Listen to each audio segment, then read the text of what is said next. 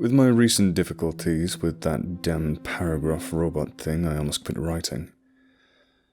I was almost dead ready to never post again.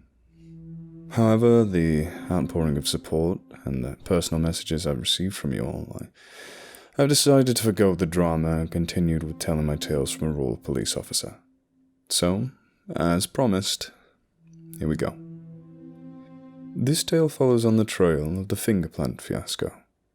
So, I was at home trying to explain to my wonderful wife just exactly why I had a flower pot of fingers sitting on the patio. I was winning the debate on keeping them when my phone decided to ring, yet again. I answered with a cocky attitude and a sarcastic remark along the lines of, I was met with staunch ignorance and an attitude from the coroner. Look, smartass, you're the fucking sheriff. So yeah, basically you're the only cop in town I fucking know. So shove your snarky attitude and get your fat arse to Prater Farm. Come code 3 if you want. It's bad. I explained to my wife that I had to go. Being the daughter of a cop before marrying me, she already had a very clear perception of how life together would be. As she would often say, I was married to the job and she was but my mistress. I used to argue that point, but she had the proof. All of it. She'd been right, but that's not the story you want to hear, is it? I didn't think so. You'll want to hear about that last of the finger plants, right? Maybe find out where they came from, or maybe you just want to see the pictures. Well, I don't know. Maybe you want to be creeped out or even terrified. I want to answer your questions and I want to describe my creepiest encounters, but first, this one.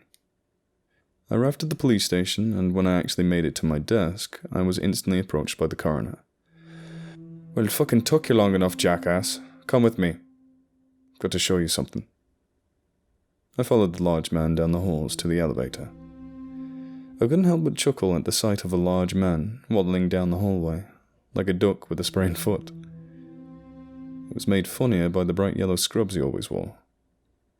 On the elevator ride down to the garage, the coroner cracked a rather loud and wet fart before flapping his bright yellow scrubs to disperse the wretched stench of ass. I was about to tell the nasty bastard exactly what I thought when he started to spew hot air from the other end. I was called to a natural death discovery this morning, and happened to find something that I thought you should see. I haven't shown or told anyone else what I'm about to show you. So I arrived at the scene to collect Mrs. Thompson, and when I get there, her hospice nurse is pacing back and forth at the front door, eating her damn fingers. I tried to get her to show me inside, but she refused to enter the house, gave me her card and fucking flew out of there. So I grabbed my stretcher and bag, glove up, and walked to the door. I noticed there's a line of flour in the front door, like a barrier. But it's flour, not salt, so I don't know why it's there. I just step over it and enter the home. When I step in, I notice a scent right away. Not the smell of death. No, not that easy. The smell of putrescine. Infection. That could be explained away, except Mrs. Thompson didn't have any open sores and was only dead because of a terminal brain tumor that had been discovered just a month prior, so I was immediately in search and destroy mode. He paused here, and we finally exited the elevator that had become an execution gas chamber for two. I go on through the home looking for the deceased when I find this. He continued and pointed to a table in the corner of a dark and dingy morgue room. On the table was a shape that I recognized in a primal area of my brain, but not on a conscious level. It's a fetus, Sheriff. It's not visible, no brain, but that's not the odd part. What's odd is this, he said, and flipped the fetus over to reveal its backside. Growing from the back and back of the head were millions of hair-like roots. They were still caked in dirt and actively twitching in front of us. What the actual fuck? First the damn fingers and now this? The fuck is wrong with this town? The coroner went on to tell me that Mrs. Thompson had been harvesting her own eggs. He told me that she went as far to remove an ovary and had made arrangements with something or someone to provide cooling chambers.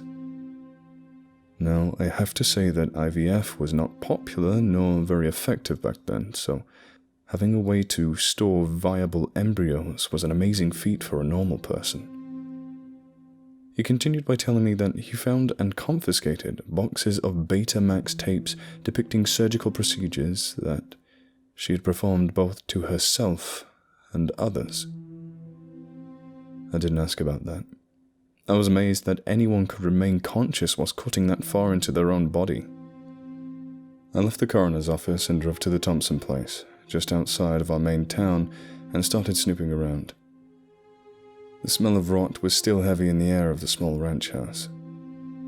I made my way into the front room and started to look around. I found medical books and magazines about the female reproductive system and postulating over IVF techniques and procedures. I walked into the first doorway I saw, and it led me to a stairwell, to the basement. Down there were stainless steel tables and surgical instruments. Blood stained the floors, and large flower pots and bags of soil filled the free space. Pieces of the puzzle started to assemble in my head. The overhead fluorescent lights flickered and buzzed, adding to the awful atmosphere of the subterranean space. I walked to the closest pot and used my knife to shuffle the soil around to inspect the contents of the massive ceramic pot. As I shifted the dirt around, I discovered yet again another tiny fetus. This one only had a couple hair-like roots and was obviously not doing as well as the first had been. I tried to key my portable radio to call the coroner out, but the reception was so bad I couldn't even make out to dispatch. I decided to climb the stairs and try again. Before I got to the top step, I felt a blinding flash of pain in the back of my head and saw lights. I lost my balance and hit the steps hard. I rolled to my back, and as I lost consciousness, I saw a figure approaching me.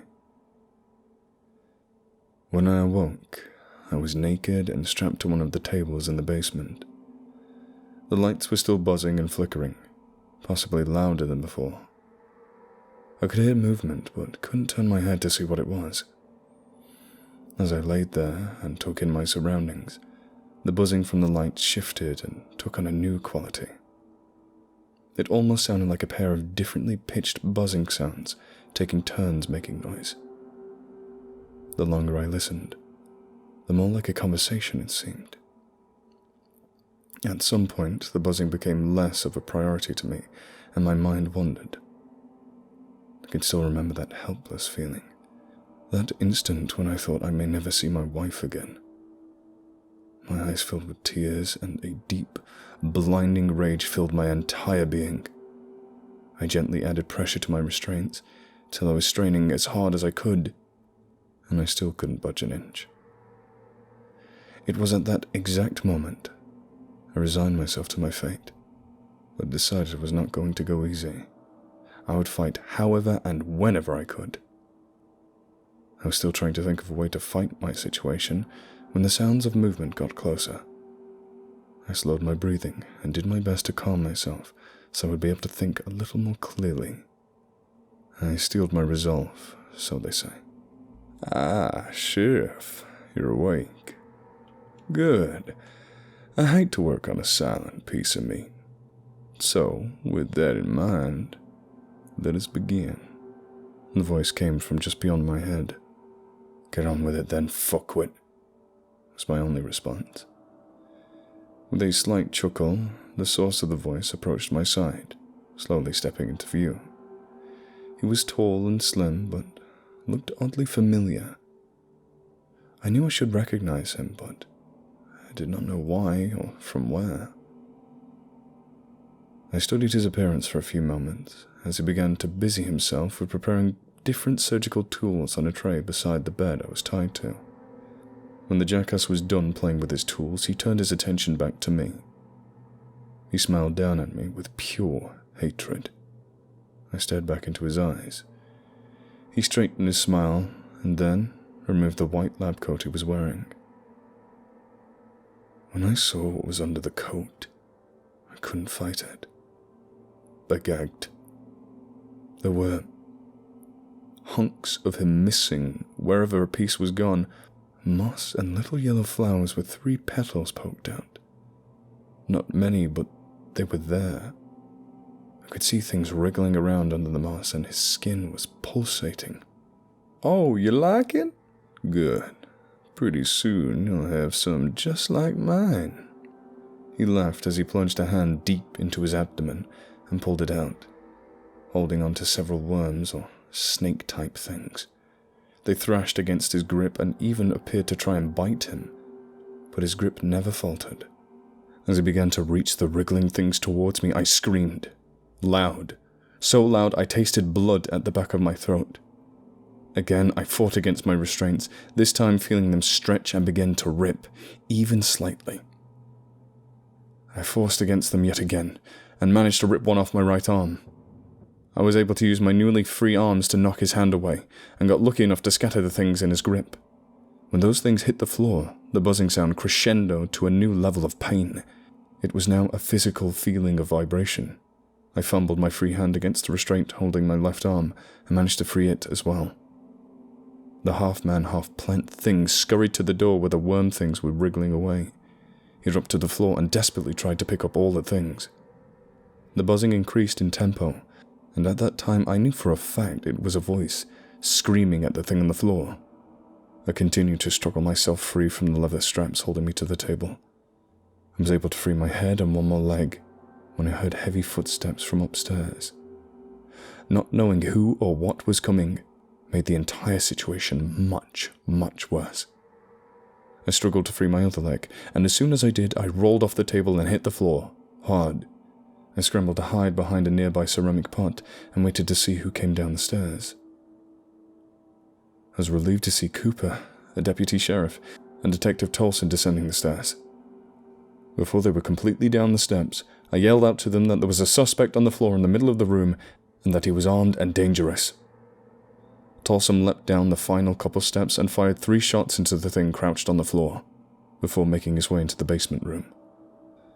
I stood up and looked around for my clothes. When I couldn't find them, I tried to hide my stuff behind the gurney I'd been strapped to.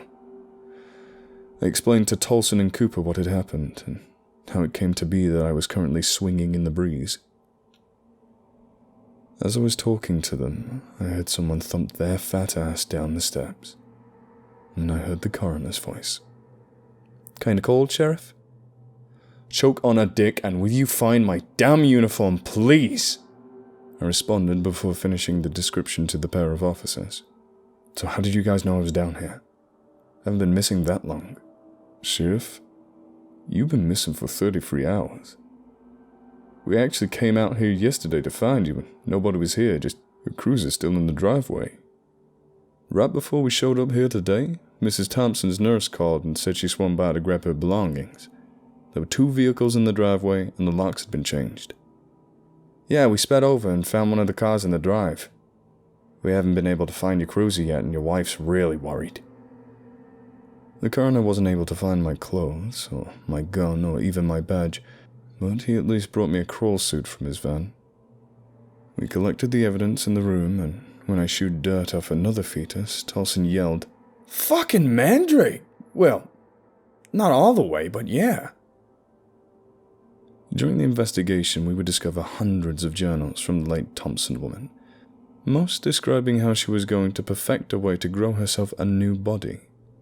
Not a child, but a new body for her. She said multiple times that she had met someone that could transfer into another body, but the new body could have never housed life before. I was just glad she didn't think to cut a grown fetus from a womb. Maybe she thought that wouldn't work. Hell, I don't know. I do know that was the day I bought my wife a CB base station and taught her how to use it. I would never be alone in the field again. An interesting occurrence was unearthed whilst examining the evidence from the basement. The restraint that held my right arm had been burned. Scorched into the worn and wrinkled red leather was a small child's handprint. I think we all know what I believed happened. Okay, so that was not one of the better ones, but needed to be told. I wanted you all to see that I had garnered the attention of someone in a good way, and this was but the first time she would save my ass.